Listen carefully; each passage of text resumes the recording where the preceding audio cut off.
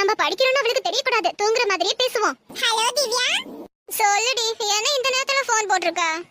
இல்ல, ஒரு டவுட்டா தான் கேட்கலாம்னு ஃபோன் போட்டேன். நாளைக்கு எக்ஸாம் இருக்கு. ஆனா நீ தூங்கிட்டு இருக்கியா? நைட் பூரா படிச்சா எக்ஸாம்ல போய் தூங்கி தாண்டி வழியணும். அதனால படிச்ச வரைக்கும் போதும்னு மூடி வச்சுட்டு தூங்கிக்கிட்டு இருக்கேன். அப்படினா சரி, நானும் போய் தூங்குறேன் Divya. Good night. Good night, good night. எப்படியோ நம்மள நம்பிட்டா. அவளே இப்ப தூங்க போயிருப்பா. நம்ம தான் இப்ப ஃபர்ஸ்ட் மார்க் எடுப்போம். டேய் மச்சான், நாளைக்கு எக்ஸாம்க்கு படிச்சிட்டியாடா?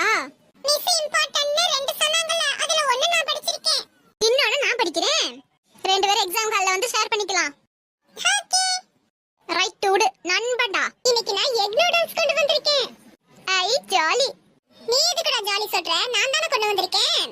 நாம ரெண்டு பேரும் ஒரே கிளாஸ், ஒரே பெஞ்ச், பக்கத்துல உட்கார்ந்திருக்கோம். கொஞ்சோண்டு ஷேர் பண்ண மாட்டடா? மாட்டேன்டா. யார்ட்ட மோதுறன்னு பாத்துக்க. ஒரு மாவீரன்ட்ட மோதுற.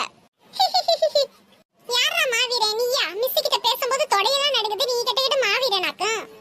நீ உண்மையிலேயே மாவீரனா? மிஸ்ஸுக்கு நேரா போய் அவங்கள திட்டு பாப்போம். இப்ப திட்டுறேன் பாருடா. எங்க அந்த miss? Miss Kena go to bathroom.